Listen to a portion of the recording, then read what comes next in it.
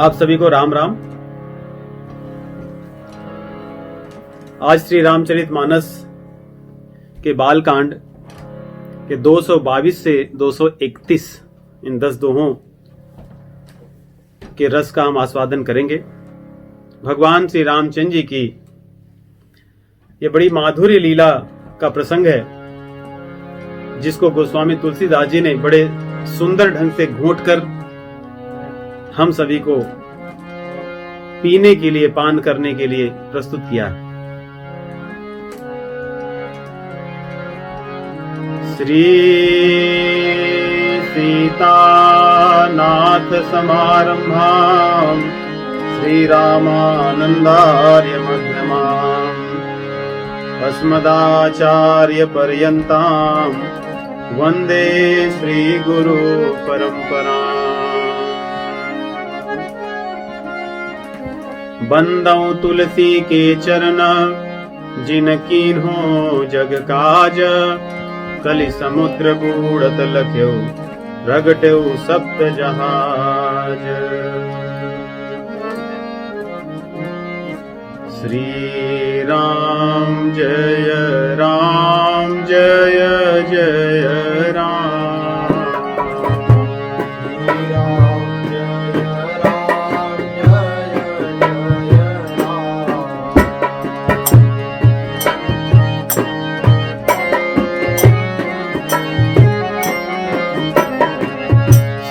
राम जय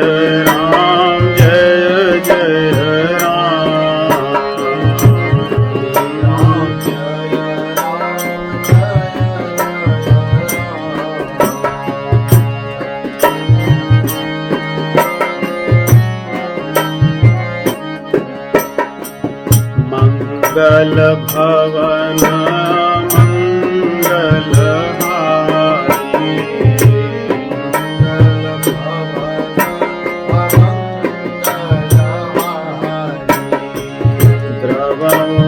दशरथ जिर बिहारी।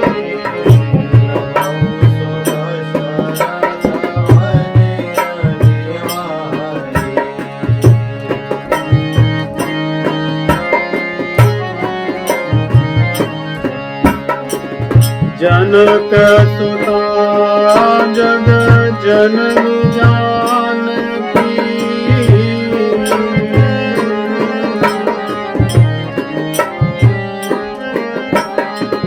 अतिशय प्रिय करुणा निधान की।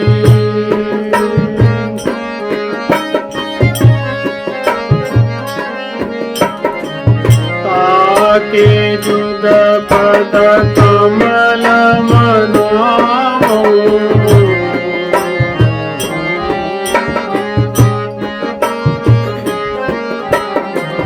जासु कृपा निर्मल मति पावो।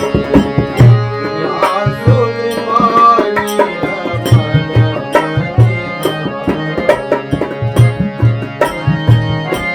पावो। मन भूल मत जइयो सीता रानी के चरण,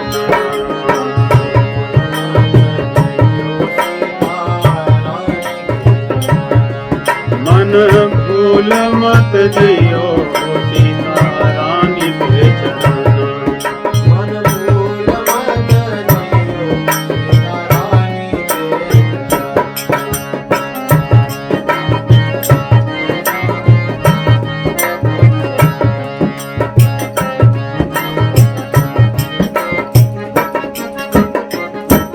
सीता रानी के चरण, बहू रानी के चरण।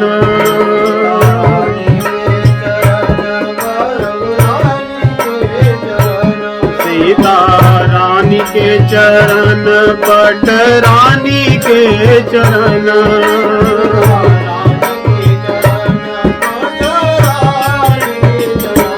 मन भूल मत जइयो सीता रानी के चरण।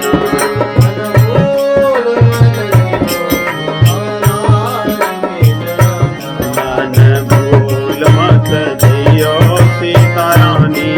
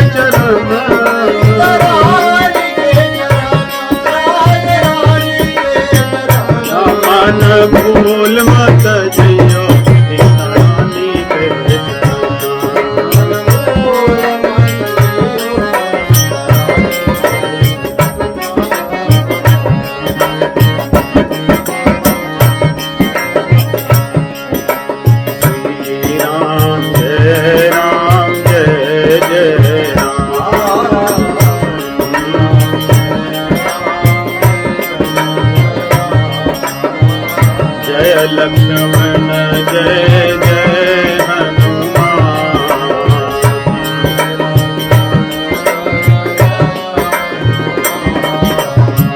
संकट मोचन श्री हनुमान।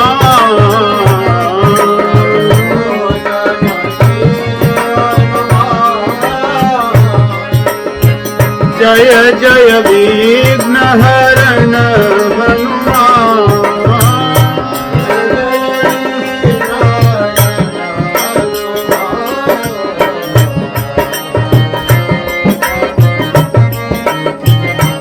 मन भूल मत जियो सीता रानी के चरण।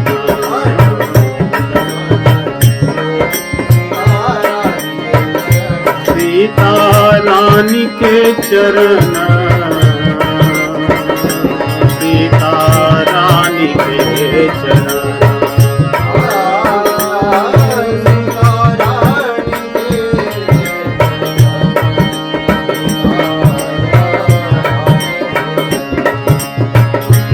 मन भूल मत जइयो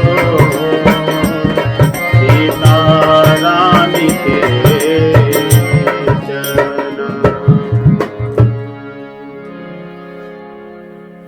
सियावर रामचंद्र भगवान की।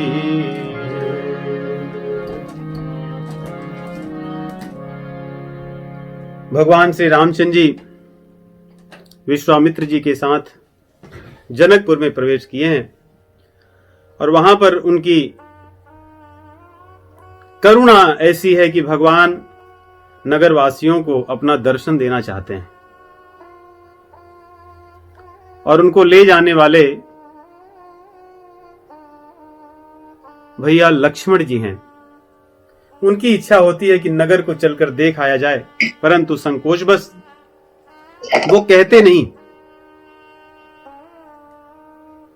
भगवान श्री रामचंद्र जी स्वयं उनके मन की इच्छा को देखकर विश्वामित्र जी से कहते हैं और विश्वामित्र जी कहते हैं कि हे राम, आप अपनी मर्यादा का पालन कीजिए। आपकी मर्यादा है कि आप अपने भक्तों को कभी भी अपने दर्शन सुख से वंचित नहीं रखते, इसलिए आप लक्ष्मण जी को ले जाइए और नगरवासियों को अपना दर्शन दीजिए। उनकी बात सुन करके भगवान श्री रामचंद्र जी लक्ष्मण जी को लेकर मिथिला नगर में बीथियों में गलियों में विचरण करते हैं और जब वहां पे चल रहे हैं तो सभी लोग देखकर बड़े प्रसन्न होते हैं। उन्हें लगता है कि आज हमारा जीवन सफल हो गया, नेत्रों को पाना आज सफल हो गया। जिस लिए भगवान ने इन नेत्रों को दिया है और जिस लिए इस मिथिला नगर में हम जन्म पाए हैं, आज वो सफल हो गया। माता सीता जी की जो सखियां हैं वे भी भगवान श्री रामचंद्र जी के मनमोहनी स्वरूप को देखकर चर्चा कर रही हैं। नगर की अन्य स्त्रियां भी पूछती हैं कि कौन हैं, जिनको देखकर अपने आप मन चकित और चित्तचोर की तरह इनका जो स्वरूप है ये हमारे चित्त को चुरा ले रहा है, ये कौन है।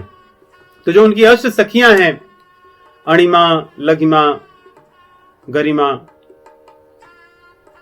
महिमा, प्राप्ति, प्राकाम, ईशित, वशित्व इत्यादि जो अष्ट सखियां हैं माता सीता जी की, वे एक दूसरे से कहती हैं। तो उसमें से सखी ये कहती है, ये कौन है जो इतने सुंदर है। कहु सखी यस को तनुधारी, जो न मोह यह रूप निहारी। ये कौन है जिनके स्वरूप को देखकर सभी मोहित हो जाते हैं। तो दूसरी सखी कहती है, मैंने जो सुना है, पता किया है, ये महाराज दशरथ जी के पुत्र हैं। एक कौशल्या के पुत्र जो छोटे हैं गोरे रंग के, और एक जो बड़े हैं सांवले रंग के, वे कौशल्या के पुत्र हैं, राम और लक्ष्मण। ये दोनों विश्वामित्र जी के साथ आए हैं और अहल्या जी का उद्धार करते हुए और मुनि के अर्थात विश्वामित्र के यज्ञ की रक्षा करके यहां पधारे हैं। इस प्रकार उनकी चर्चा चल रही है। इस प्रकार अणिमा और गरिमा इन दोनों सखियों ने कहा। अब आगे महिमा और लघिमा कहती है। महिमा कहती है, मेरा मन तो ऐसा करता है कि महाराज जनक जी को यदि पता चलता कि ये दो सुंदर कुमार उनके नगर में विचरण कर रहे हैं तो इनके सौंदर्य को देखकर वो दौड़े दौड़े आते और मोहित होकर के पूरे नगर में घोषणा कर देते कि मैंने जो प्रण किया है कि जो इस धनुष को, पिनाक को तोड़ेगा, इस पर चाप चढ़ाएगा, उसके साथ मेरी बिटिया का विवाह होगा। ये जो मेरा प्रण है वो अपने प्रण को छोड़ देंगे और सीता जी का विवाह श्री रामचंद्र जी के साथ कर देंगे, जो सांवले रंग के राजकुमार हैं। ऐसे वो कही रही है कि लघिमा सखी कहती है कि मैंने तो सुना है कि महाराज जानते हैं,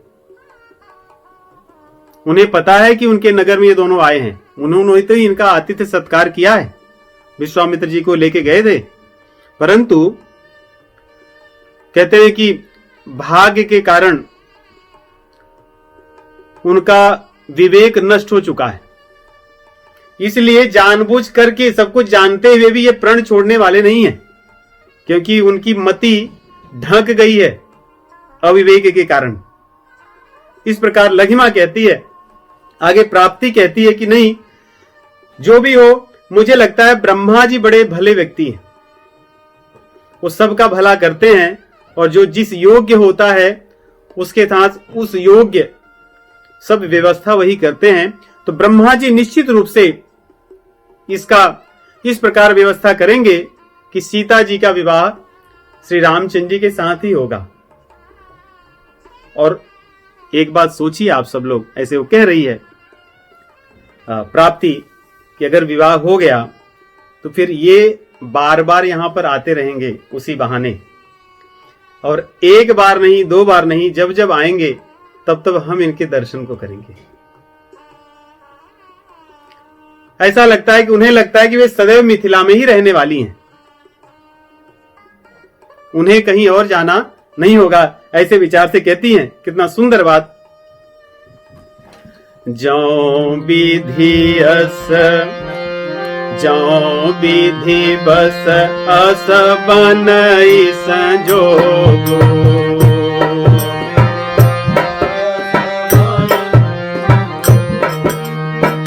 तो कृत कृत्य होई सब लोग।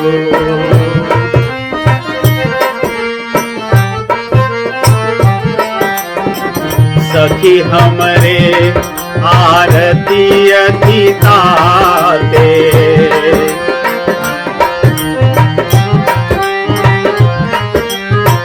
कबहु कहे आवही ही नाते।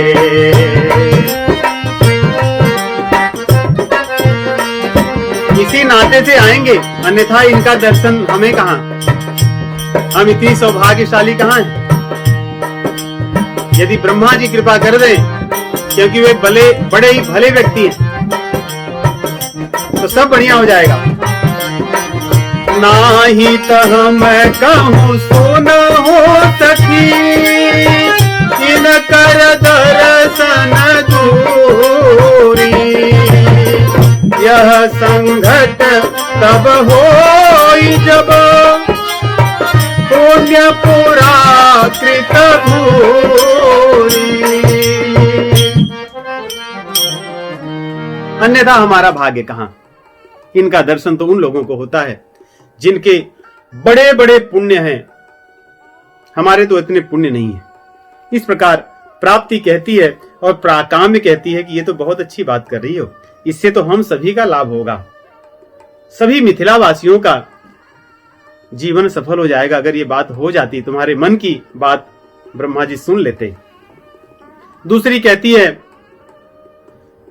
कि ये कैसे संभव है, जरा इन दोनों राजकुमारों की तरफ देखिए, जो सांवले रंग के राजकुमार हैं, कितने कोमल हैं, और इनकी अवस्था तो देखो, 12 वर्ष के भी नहीं है, और ये कैसे धनुष को तोड़ेंगे, जो शिव जी का धनुष बड़ा प्रसिद्ध है, इतना कठोर कुछ और हो ही नहीं सकता। इसलिए पता नहीं ये कैसे होगा। इस प्रकार की बात चली रही है। तब तक जो वशित्व नामक सखी है वो कहती है कि आप लोग एक बात को नहीं ध्यान दे रहे हैं। सबने कहा क्या? बोलती हैं तो बड़े छोटे, लेकिन ये बड़े खोटे हैं लोग दोनों जन। विश्वामित्र महामुनि के यज्ञ को नष्ट करने वाले घोर निशाचरों का वध करके यहां पर आए हैं, ऐसा महाराज जनक जी को पता है और सभी मिथिला वासियों को पता है। क्या आप लोग ने नहीं सुना?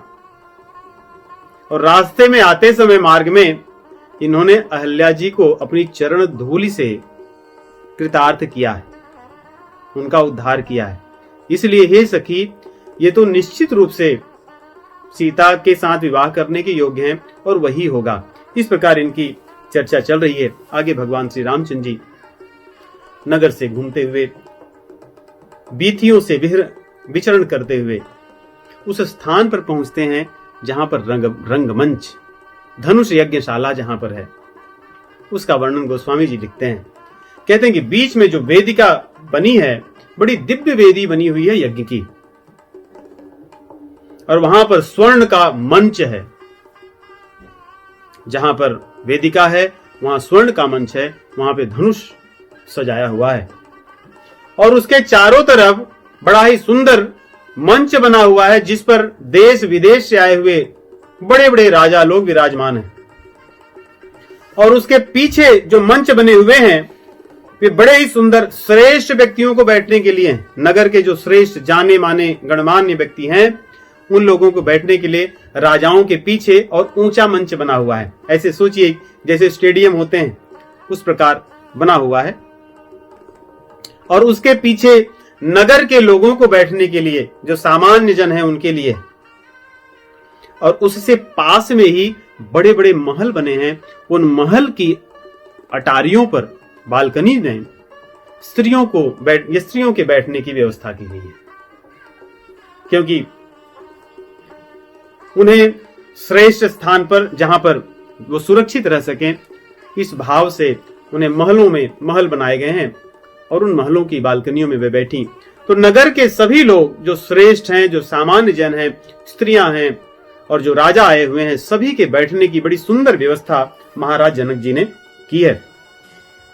ये सारे हैं, और भगवान श्री रामचंद्र जी के साथ साथ नगर के बच्चे भी हो लिए हैं, और वे लोग भगवान से बातचीत करते रहते हैं बीच बीच में कि आप जानते हैं ये जो महल किनका है, ये गली कहाँ जाती है, ये लोग कौन हैं, ये नगर में आए हुए लोग कौन हैं, ये धनुष यज्ञ की सारी चीजें उनको बताते रहते हैं।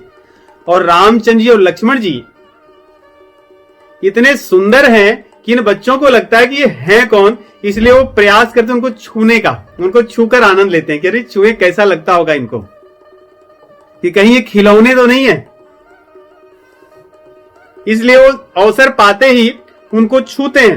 गोस्वामी जी लिखते हैं, पुर बालक कही कही मृदु बचना, सादर प्रभु ही देखावहि रचना।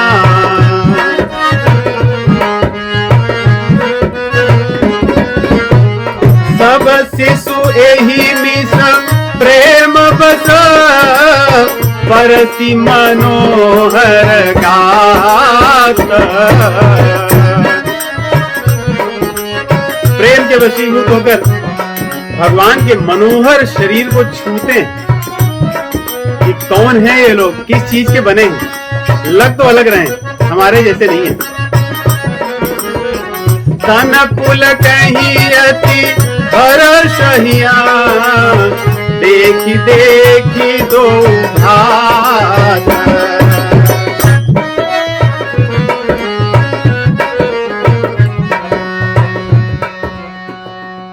तो इस प्रकार उनको छूते हैं, और वहां की जो व्यवस्था है यज्ञशाला में, ये बालक भगवान श्री रामचंद्र जी को और भैया लक्ष्मण को बताते हैं।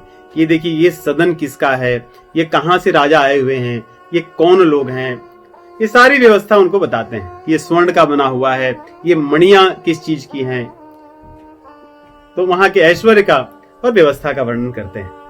भगवान तो जानते हैं सब कुछ, परंतु अनभिज्ञ बने उनसे पूछते हैं प्रश्न, क्योंकि उन्हें भगवान अवसर देते हैं अपनी सेवा का। देखिए, हमारे प्रभु तो सर्व समर्थ हैं, षडैश्वर्य संपन्न हैं, यश श्री ज्ञान वैराग्य ऐश्वर्य धर्म इनमें सर्व संपन्न हैं, परंतु वे हमें अवसर देते हैं उनकी सेवा करने का। नहीं तो जो हम उनकी स्तुति गाते हैं, उनके मंदिर मठ बनवाते हैं, उनकी कथा करते हैं, ये तो हम अपने आप को पवित्र करने के लिए करते हैं, उन्हें इनकी आवश्यकता नहीं है।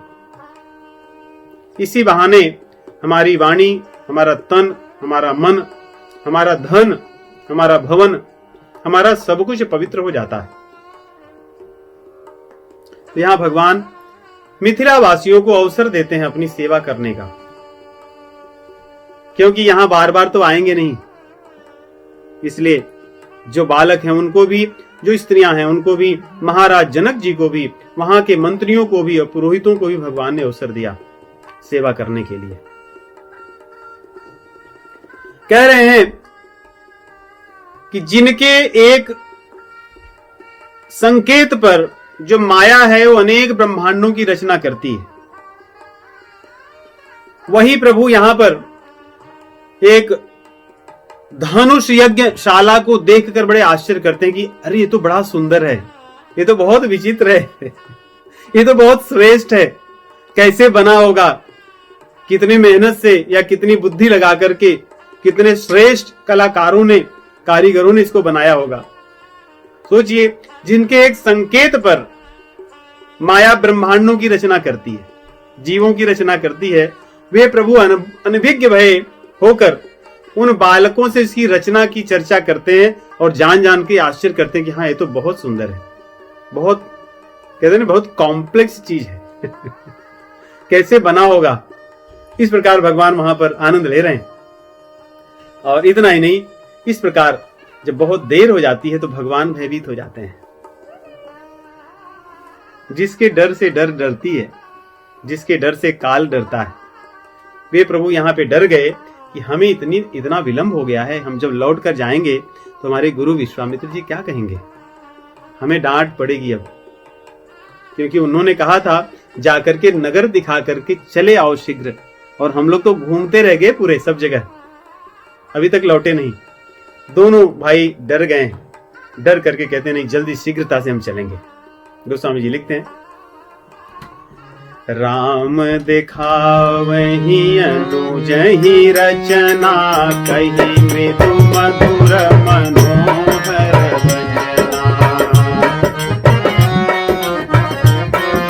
रामचंद्र जी भैया लक्ष्मण जी को समझा रहे हैं, लखन देखो वो मंच देखो कितना सुंदर बना है, उसकी नक्काशी को तो देखो, उसमें उपयोग हुई सामग्रियों को देखो, मणियों को देखो कितना सुंदर है।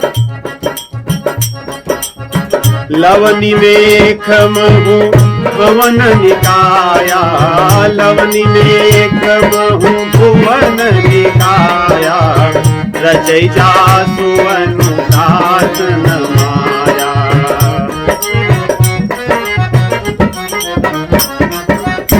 भगत हेतु सोई दीन दयाला, चितवत चकित धनुष मखशाला। धनुष मखशाला, धनुष यज्ञशाला को भगवान आश्चर्य होकर देख रहे हैं।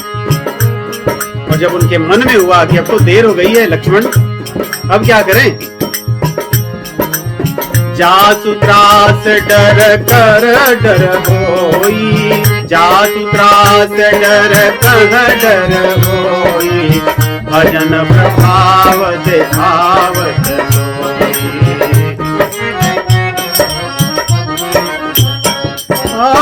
कही बातें मृदु मधुर सुहाई, ये विदा बालक बरियाई।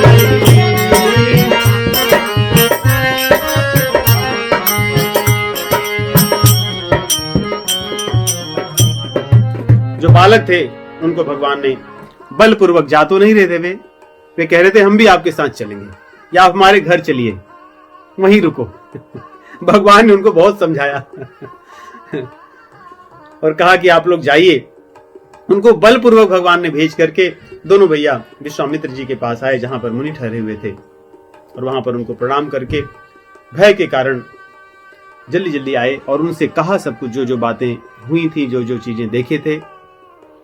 और रात्रि में उन्होंने संध्या वंदन किया शाम को, और उसके बाद में भोजन इत्यादि करने के पश्चात दोपहर रात्रि तक बैठे कथा सुनते रहे और उनके चरण की सेवा करते रहे गुरुदेव के। उनके चरण की जब सेवा हो गई तो रामचंद्र जी को विश्वामित्र ने बार बार कह करके कहा कि नहीं, अब आप दोनों जन जाइए, विश्राम कीजिए। लेकिन दोनों भाई फिर भी चरण चापते रहे। फिर उन्होंने बलपूर्वक उनको कहा, अब तो शयन कीजिए। तो रामचंद्र जी जब शयन करने आते हैं तो भैया लखन उनके चरण को चापते हैं, और रामचंद्र जी बार बार लखन को कहते हैं कि तात अब सो जाइए, देर हो गई है। लेकिन लक्ष्मण जी भगवान की सेवा में रत रहते हैं और फिर उसके बाद जाकर के विश्राम करते हैं। यहां पे उठने के लिए देखिए कितना सुंदर क्रम बताते हैं गोस्वामी जी।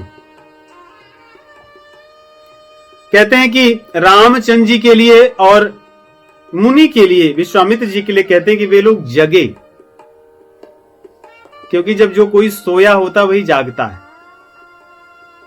लेकिन लखन जी के लिए लिखते हैं कि वे उठे, जगे नहीं, क्योंकि वो सोए नहीं थे, वो भैया की सेवा में रत रहते थे सदैव। 12 ते निज हित पति जानी, लक्ष्मण राम चरण रति मानी। बचपन से ही उन्हें अपना स्वामी और अपना हितैषी मान रखा था। इसलिए लक्ष्मण जी के बिना क्या रामचंद्र जी के कभी कोई लीला की संकल्पना कोई कर सकता है? ऐसा नहीं होता, कोई नहीं सकता। इसलिए गोस्वामी जी लिखते हैं किस प्रकार चरण उनके चाप रहे हैं, देखिए। मुनि बर शयन कीन्ह तब जाई, लगे चरण चापन दो भाई, जिनके चरण सरोरुह लागी, करत विविध तप जोग विरागी। जिनके चरण के लिए बड़े बड़े मुनि लोग, योगी लोग सब कुछ छोड़ देते हैं, ध्यान करते हैं, क्या नहीं करते, साधना करते हैं, कठोर साधना। वे प्रभु विश्वामित्र जी के चरण को चाप रहे हैं। तेई दो बंधु प्रेम जनु जीते, गुरुपद कमल पलोटत पीते।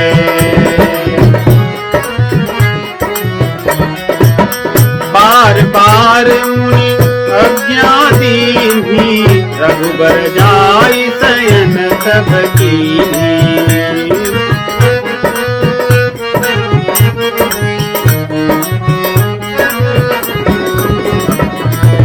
चापत चरण लखन उर लाए, समय सभय सप्रेम परम सतु पाए। पुनि पुनि प्रभु कह सोवहु ताता, पौढ़े धरे उर पद जल जाता। भोर में जब अरुण शिखा अर्थात मुर्गा जब बोलने लगा, उसके पहले ही लक्ष्मण जी उठ गए हैं, जगे नहीं, क्योंकि वो सोए नहीं थे।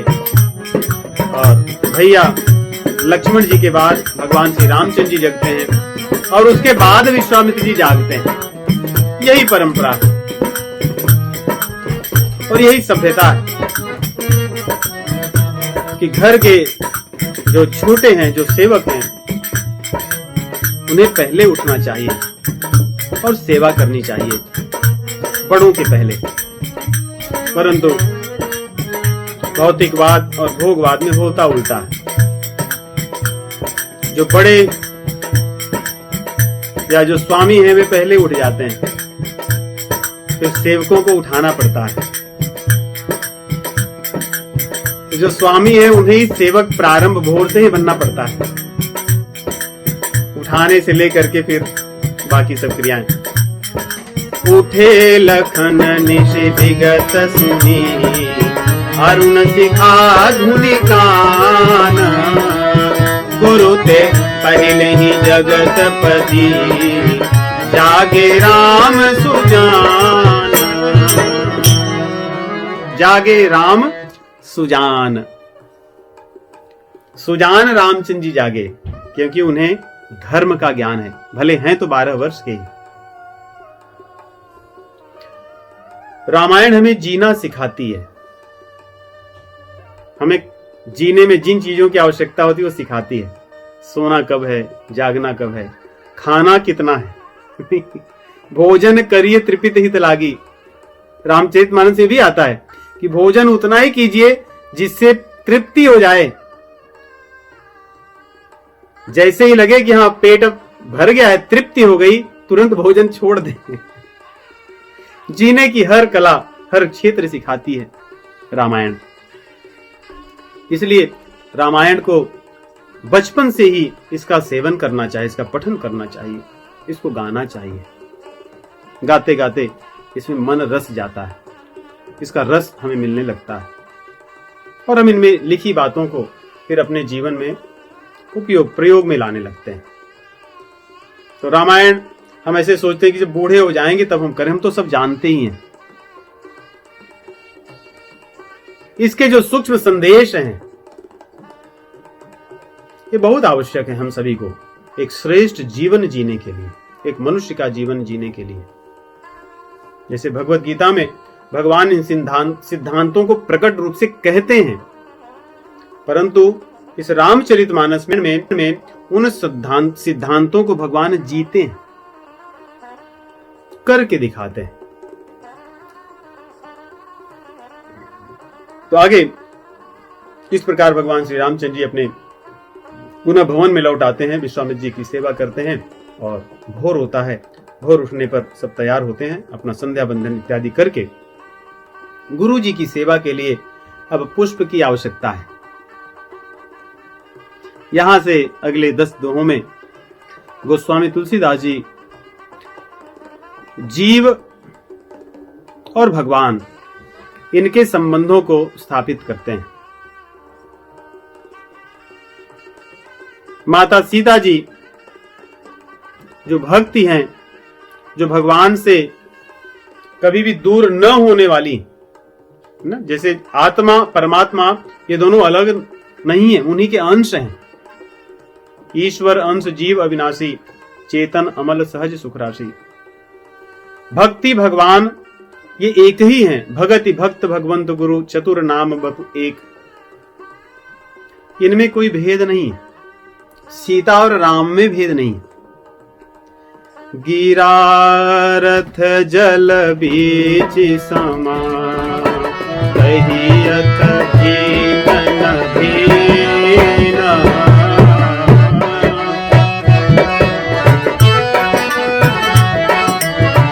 गिरारथ जल बीच समा, कहियत भीनन भीना।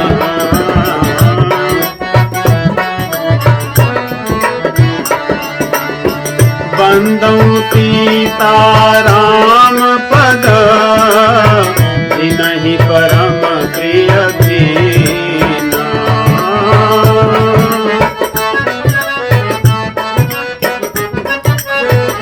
नहीं परम प्रिय दीना। सीता राम ये दोनों एक ही हैं, दोनों अलग नहीं है, परंतु एक शक्ति है और एक शक्तिमान है। जैसे जल और जल की लहरें दोनों एक ही हैं, लहरों का अस्तित्व नहीं हो सकता जल के बिना। गिरा अर्थ इनमें भेद कहां से होगा, हैं तो दोनों एक ही। वाणी और वाणी का अर्थ एक ही है। तो यहां पर माता सीता जी जो भगवान की नित्य या शक्ति कहें, भगवान की शक्ति है, तो आज उनका मिलन होगा। या ऐसे कहें जो जीव है, जो भगवान से दूर है, वो भगवान से आज मिलेगा। और उसके बीच में धनुष यज्ञ बैठा हुआ है, जिसके कारण जीव भगवान से दूर है। तो 10 दोहों में गोस्वामी तुलसीदास जी इस विशिष्ट अद्वैत सिद्धांत को बताते हैं कि किस प्रकार आत्मा परमात्मा में क्या भेद है, क्या एकत्व है, कैसे एक दूसरे से बिछुड़े हैं, कैसे एक दूसरे से मिलते हैं। तो गुरु जी की आज्ञा से उनके पूजा के लिए पुष्प लेने के लिए भगवान श्री रामचंद्र जी पुष्प वाटिका में प्रवेश करते हैं, या पुष्प वाटिका के लिए जाते हैं। भैया लखन भी उनके साथ चलते हैं। और ये जो पुष्प वाटिका बड़ी सुंदर है। देवलोक में जो उपवन है, वाटिकाएं हैं, उनको भी ये मात देने वाली पुष्प वाटिका है। यहाँ पे बड़े सुंदर सुंदर सरोवर हैं। सरोवरों में जो सोपान सीढ़ियां बनी हैं बड़े ही आकर्षक हैं, मणियों से रचित हैं वे। उनके चारों तरफ पुष्पों की, लताओं की सौंदर्य का वर्णन नहीं कर सकते। इन पुष्पों में भंवरों की गुंजार मन को आकर्षित, मोह लेने वाली है। पक्षियों का कलरव मन को आकर्षित करता है। और सबसे बड़ी विशेषता इस पुष्प वाटिका की यह है कि यहाँ पे सदैव वसंत ऋतु जो है वो यहीं रहता है। इस पुष्प वाटिका को छोड़कर वसंत ऋतु नहीं जाता। गोस्वामी जी की लेखनी कितनी अच्छी है। ये पुष्प वाटिका का सारा सौंदर्य एक चौपाई में लिखते हैं। भृगु बाग भूप बाग बर देखे उजाई। दोहा 127 में 227 में भूप बाग पर देखे उजाई। ये बाग कैसा है? कहते हैं कि जहां पर वसंत ऋतु लोभ में आकर वहां से जाती नहीं, लोभ में आकर वहीं रहती है। और जहां पे वसंत ऋतु होगी वहां के सौंदर्य की क्या बात है। जहां बसंत ऋतु रही लोहाई।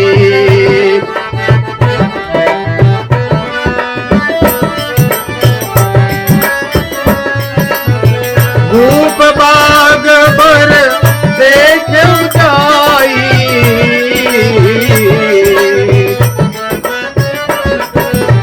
जहां बसंत ऋतु रही लुभाई।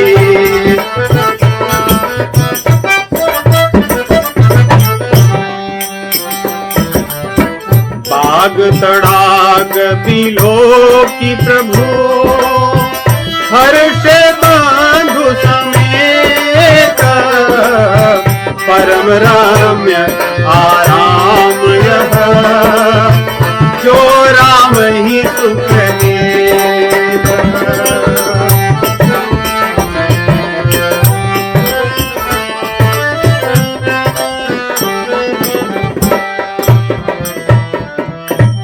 ये पुष्प वाटिका ऐसी है कि जहां के पुष्पों का उपयोग भगवान की सेवा में होगा और उसी को लेने के लिए भगवान आए हैं।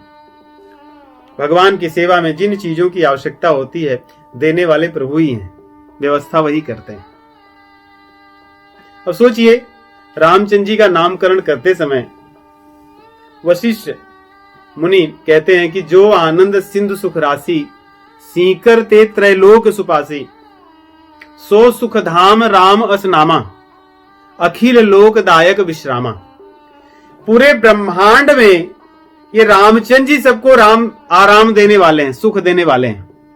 लेकिन ये वन या वाटिका ऐसी है जो रामचंद्र जी को सुख दे रही है।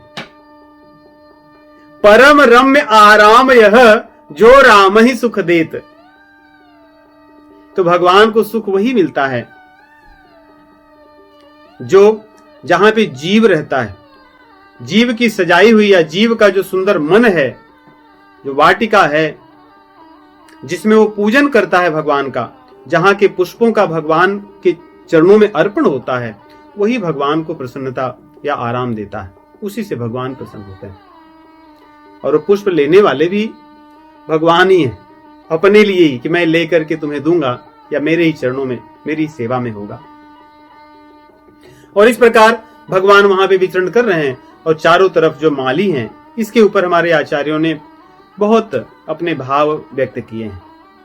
विशेष करके जो 228 दोहा है कि चारों दिशाओं में मालीगण हैं। ये मालीगण विविध प्रकार के हैं, चारों वेद हैं, चारों अवस्थाएं हैं, जागृत, स्वप्न, तुरीय, सुसुप्ति इत्यादि अनेक भाव इसके हैं।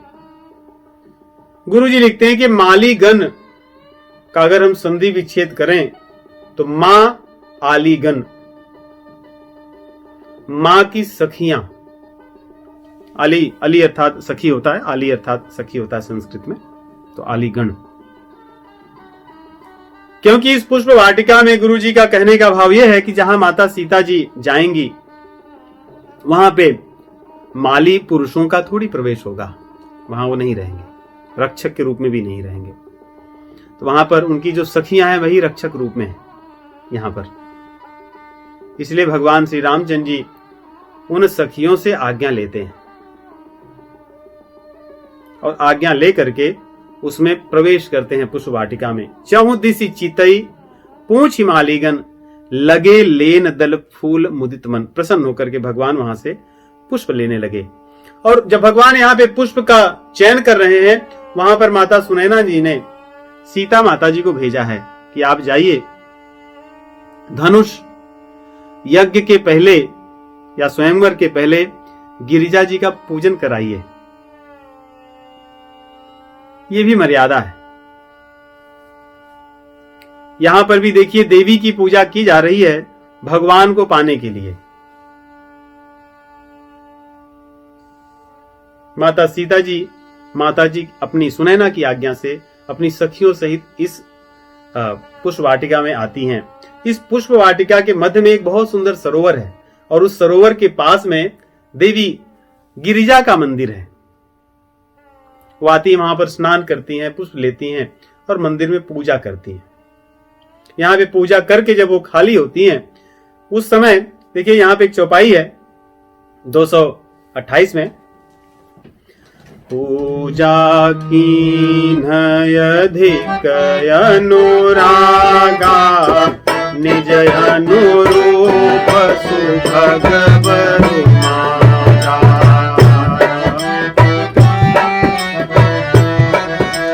बड़े प्रेम से पूजा किया और अपने अनुरूप वर की कामना की।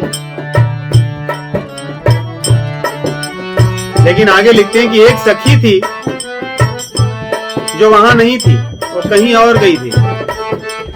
वो भागी भागी आती है और इन सखियों से कुछ बात कहती है।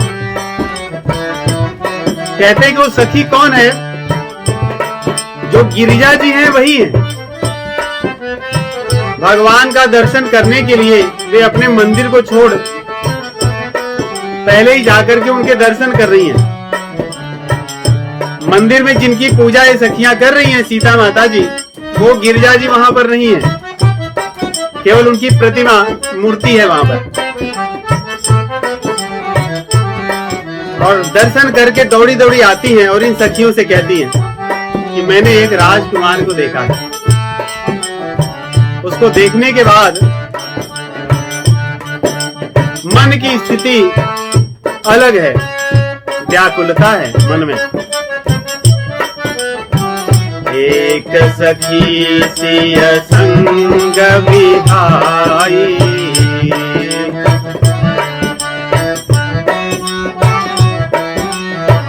गई रही देखन फुलवाई।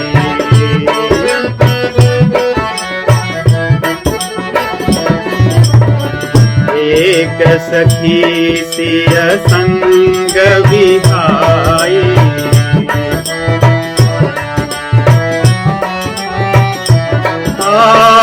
गई रही देखन फुलवाई।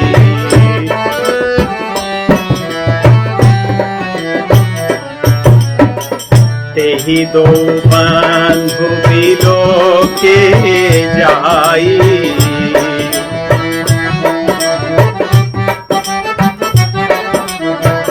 प्रेम विवश सीता वहीं आई।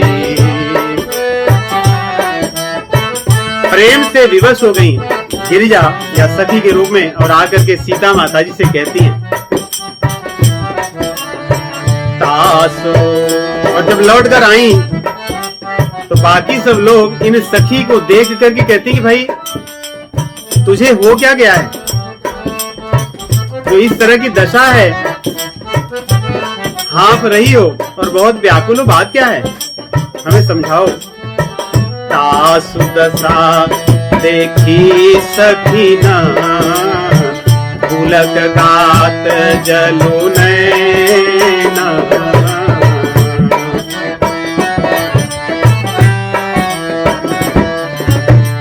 बहु कारण निज हरख कर, पूछहि सब मृदु मैना।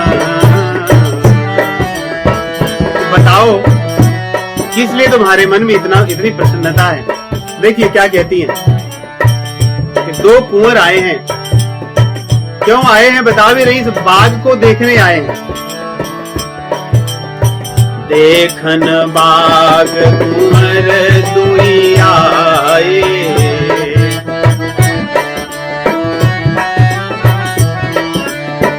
पय किशोर सब भांति सुहाए। हे सखी, वय किशोर, किशोर अवस्था की उनकी वय है, 12 वर्ष से कम ही है और बड़े सुंदर हैं। उनको सौंदर्य का वर्णन मैं कैसे करूं, क्योंकि जो आंखें देखी हैं उनके पास वाणी जिह्वा नहीं है बोलने के लिए, इसलिए यथावत वर्णन नहीं हो सकता। और जो जिह्वा बोल रही है वो देख नहीं रही है, इसलिए जिह्वा और वाणी, जिह्वा और आंख दोनों में अंतर है। जो देख रही है वो बोल नहीं पा रही, और जो बोल रही है वो देख नहीं रही है, तो उनका यथावत वर्णन नहीं हो सकता। श्याम गौर किमि कहूं बखानी,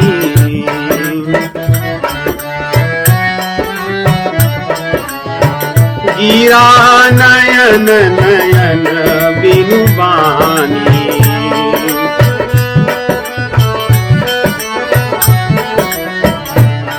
सभी सखियां प्रसन्न हुई और कहने लगी अच्छा वो कह रही आगे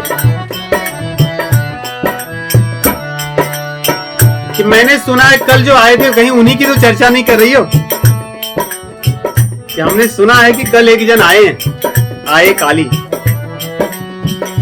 एक कहई नृप सुत तेई आली,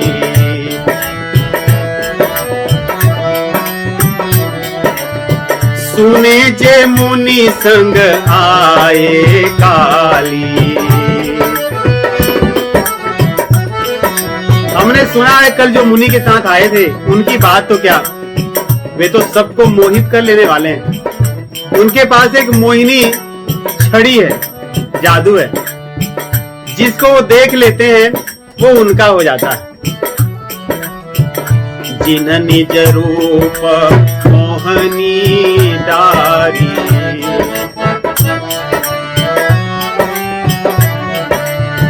इन्हें स्वबस नगर नर नारी।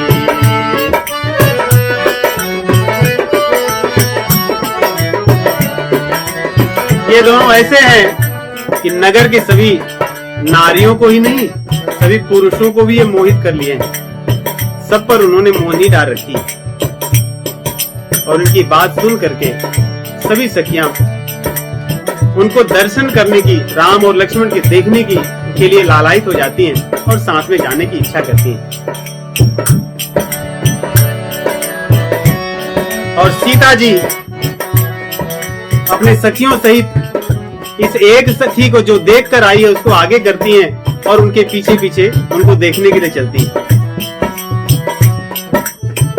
चलियग्र करि प्रिय सखी सोई, प्रीति पुरातन लखई होई।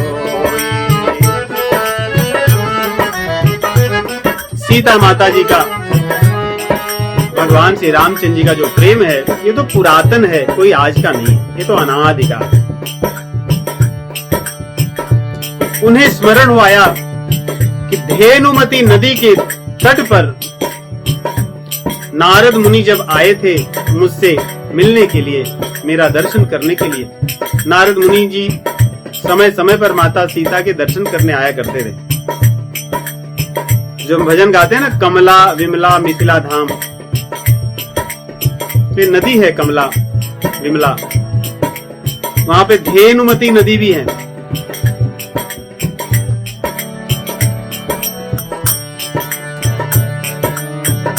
कहते हैं कि जब आए थे मिलने के लिए, दर्शन करने के लिए, उसमें उन्होंने कहा था कि जब किसी व्यक्ति के सौंदर्य का वर्णन करके सुनकर तुम्हारे मन में उनसे मिलने की, उनके दर्शन करने की लालसा उठे, तो उन्हीं के संग तुम्हारा विवाह होगा, यही समझना। तो सीता माता जी के मन में दर्शन की उत्कंठा जगी। उन्हें नारद जी के वचन स्मरित हुआ है कि नारद जी ने कहा था, और मेरे मन में आज उत्कंठा है उनके दर्शन की, अर्थात ये भगवान रामचंद्र जी ही होंगे, इन्हीं के साथ मेरा विवाह होगा। सुमिर सिय नारद बचना, उपजी प्रीति पुनीत, चकित विलोकत सकल दिशि, जनु से तुमकी सभी।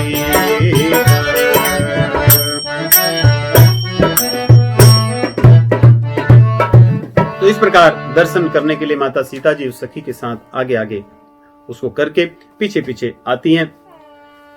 भगवान श्री रामचंद्र जी लक्ष्मण जी के साथ पुष्पों को चयन कर रहे हैं, और जब कंगन जो हाथ में है और उससे नीचे कटी प्रदेश में जो करधनी है, और उससे नीचे चरणों में जो नूपुर बंधा है, इनकी मधुर ध्वनि को भगवान सुनते हैं, तो लक्ष्मण जी से कहते हैं कि सुनो, देखिए कौन आए हैं देखने के लिए। यहां पे भगवान बड़ी सुंदर बातें कहते हैं। कहते हैं कि हे लक्ष्मण, जो लोग आए हैं देखने, ऐसा लगता है कि काम दुंदुभी बजाया है, युद्ध करना चाहता है, परंतु आज मैं विश्व विजय करूंगा। काम वैसे विश्व विजय किया ऐसा उसको लगता है, इसका भाव उस तरह समझना चाहिए, न कि अलग दृष्टि से। मानहु मदन दुंदुभी दीन्ही, मनसा विश्व विजय कह कीन्ही। कि भगवान अपना स्वयं मनसा करते हैं कि मैं इस काम को आज पराजित करूंगा जो दुनिया को विश्व विजय करके आया है। उसकी जो दुंदुभी है, उसकी ललकार है, मैंने स्वीकार कर ली है। इसलिए इसके भाव को उस प्रकार ही हम समझें। ऐसा कह करके भगवान देखने लगे, और कहते हैं कि जब भगवान देखने लगे माता सीता जी की तरफ, तो उनके जो नेत्र थे, नेत्र में निमिष जो पलकें झपकती हैं, इन पलकों में विदेह राज जो थे निमि, वे बसे होते हैं। जब वशिष्ठ मुनि और निमि के बीच में श्राप का आदान प्रदान हुआ था, तो वशिष्ठ मुनि जी भी अपने शरीर को छोड़ दिए थे और निमि भी छोड़ दिए थे। तो वशिष्ठ मुनि को तो पुनः शरीर उनको मिला, जो कुंभज से निकलते हैं, जो अगस्त्य मुनि और वशिष्ठ जी कुंभ से उत्पन्न होते हैं। परंतु निमि को पलकों पर बैठने का, वहीं पे रहने की आज्ञा मिलती है कि आप यहीं भी विराजमान होइए। इसी कारण पलकें झपकती हैं। तो कह रहे हैं यहां पे, देखिए गोस्वामी तुलसीदास जी कहते हैं कि जब रामचंद्र जी और माता सीता जी देखने लगे, तो इनके पलकें नहीं झपकती, एक टक लगी रही, क्योंकि जो निमि थे वो वहां से छोड़कर चले गए। मर्यादा कितनी बड़ी है कि मेरे घर की बिटिया और मेरे यहां होने वाले जो दामाद हैं, अगर एक दूसरे को देख रहे हैं तो मैं वहां क्यों रहूं। इसलिए वो वहां से छोड़कर चले गए, तो पलकें नहीं झपकी किसी की, एकटक लगे रहे निमिष कि निमिक पलकें झपकने के बिना ही एक दूसरे को निहारते रहे। और यहां पे भगवान कहते हैं लक्ष्मण जी को कि हे लक्ष्मण, मेरे मन में कुछ भाव आ रहे हैं। भगवान के मन में अब उत्कंठा जगी कि धनुष यज्ञ जो है इसमें मैं धनुष तोड़ूंगा और ये सीता जी हैं, इनके साथ मेरा विवाह होगा। परंतु मेरे मन में काम की भावना नहीं है। इस बात को बताने के लिए भगवान श्री रामचंद्र जी अपनी, क्योंकि उन्होंने कहा ना कि मनसा विश्व विजय कह कीन्ही, ये जो काम जो पूरी दुनिया को जीत चुका है उसकी चुनौती को मैं स्वीकार किया हूं और उसको मैं पराजित करूंगा, या वो मुझे पराजित नहीं कर सकता। इसलिए भगवान यहां अपने मन की कुछ बातें कहते हैं, लक्ष्मण जी को दिखाते हैं कि लक्ष्मण, हे तात, देखो जो दिख रही हैं वो सीता हैं, यही जनक की बिटियां हैं और इन्हीं के लिए धनुष यज्ञ हो रहा है जिसके लिए हम सब आए हैं। विश्वामित्र जी लिए थे ना कि धनुष यज्ञ चल रहा है, वहां हम चलते हैं, तो इन्हीं के लिए आए हैं, उनको दिखा रहे हैं और अपने मन की बात बताते हैं कि हे लक्ष्मण, हमारे तो कुल में कभी किसी परिस्त्री को किसी ने नहीं देखा, इसलिए हमारे मन में, या हमने उनको अगर देखा है तो ये परिस्त्री नहीं, ये तो मेरी ही शक्ति है, यही सीता है, इन्हीं के साथ मेरा विवाह होगा, स्वयंवर में यही मुझे चुनेंगी। इस बात को स्पष्ट करने के लिए यहां पे भगवान कहते हैं, तात जनक तनयाय सोई, तात जनक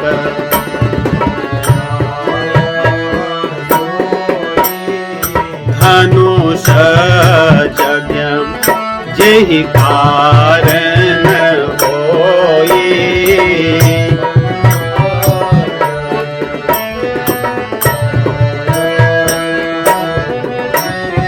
मेरे मन में ऐसे भाव उठ रहे हैं जिससे मुझे ये लगता है कि मुझे ही धनुष तोड़ना होगा और इनके साथ विवाह करना होगा, अन्यथा मेरे मन में ऐसे भाव नहीं आ सकते। क्यों? क्योंकि मैं रघुवंशी हूं, रघुवंशियों में कभी कोई परिस्त्री को नहीं देखता।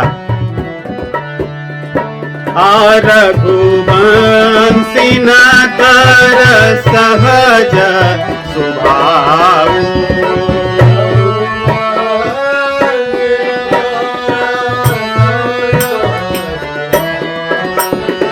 मन कुपंथ पग धरई न पाऊ।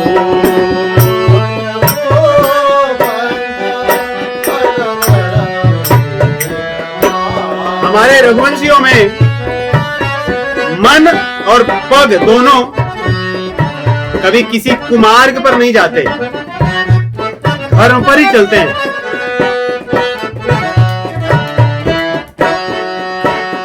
मोहि अतिशय प्रतीति मन घेरी,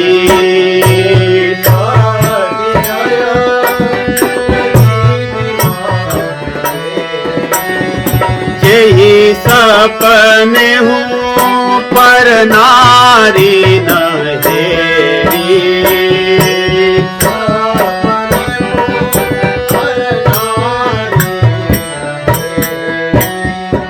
रघुवंशी स्वप्न में भी परिस्त्री को नहीं देखते, जागते हुए तो बात ही छोड़ दीजिए, स्वप्न में भी नहीं।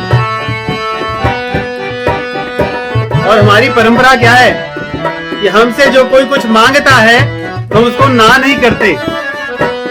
तो आज जनकपुर के वासियों की इच्छा है कि मैं यहाँ का दामाद बनूं, तो मैं उनकी इच्छा को तो पूर्ण करूंगा। जिन कई लहई नरी पुरान पीठी,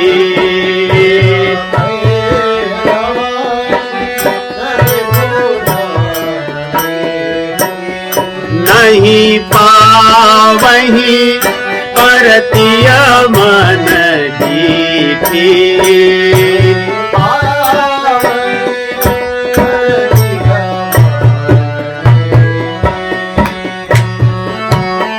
और हम लोग कभी पीठ दिखाते नहीं युद्ध में, तो यहां पे युद्ध भी होगा तो मैं विजय प्राप्त करूंगा, इसलिए कोई चिंता की बात नहीं है।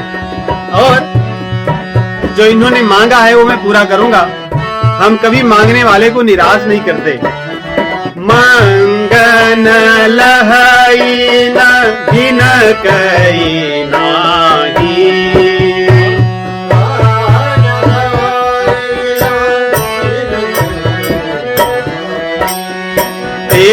नरबर थोरे जग माही।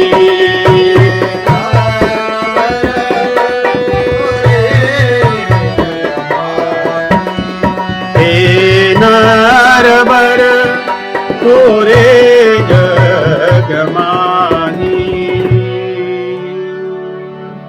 हम रघुवंशी कभी पर स्त्री को डीठ अर्थात दृष्टि नेत्र नहीं देते और शत्रु को पीठ नहीं देते। ये दो हमारे रघुवंश की परंपरा है। तो यहां पे युद्ध होगा तो भी, और कभी परिस्त्री तो हम देखते नहीं। तो इस प्रकार भगवान श्री रामचंद्र जी लक्ष्मण जी को कहते हैं कि विवाह यहां पर होगा, और ये सीता जी हैं, जनक तनया हैं, जिनके लिए धनुष यज्ञ हो रहा है।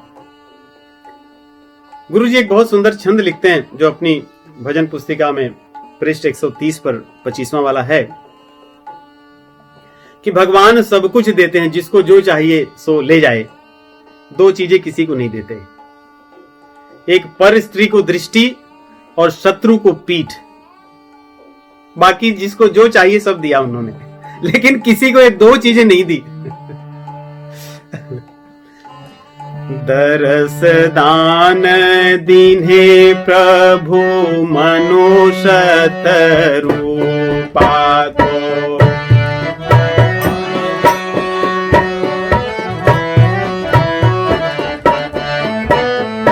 परस सुख दीन्हे मुनि पत्नी बिचारी को। अहल्या को स्पर्श दिया, मनुष्य रूपा को दर्शन दिए।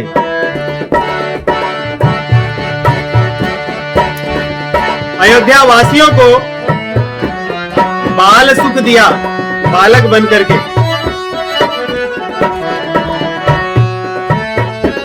और मिथिलेश कुमारी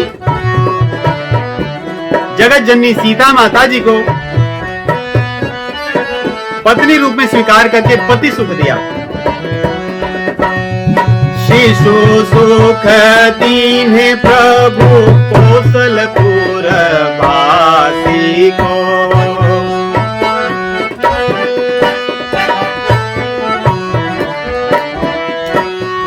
पति सुख दीन्हे मिथिलेश की कुमारी को।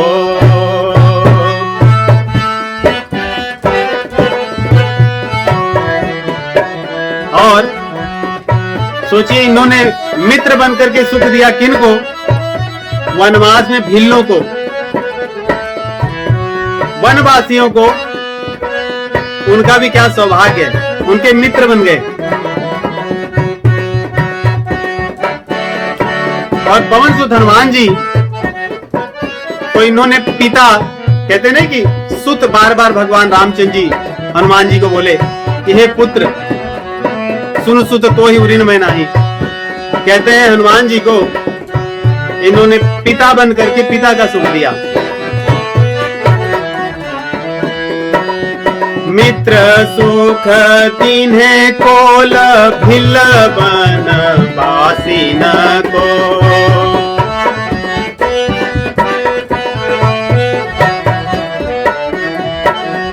पिता सुख दीन्हे आंजनेय ब्रह्मचारी को।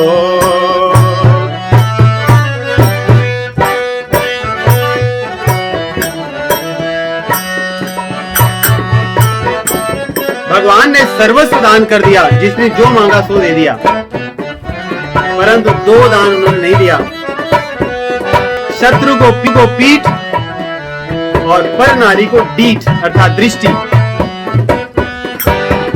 सर्वदान दीन्हे पर दान दैन दीन्हे राम।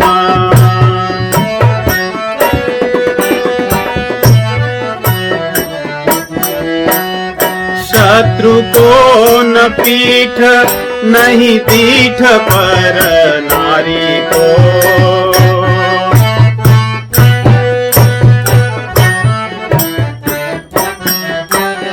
शत्रु को न पीठ नहीं दीठ पर नारी को।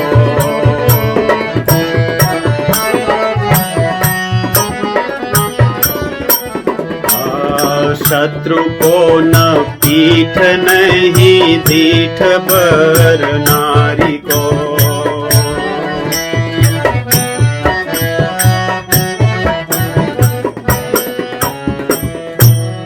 इस प्रकार भगवान श्री रामचंद्र जी भैया लखन को बता रहे हैं। अगले सप्ताह आगे की कथा का श्रवण करेंगे। राम राम।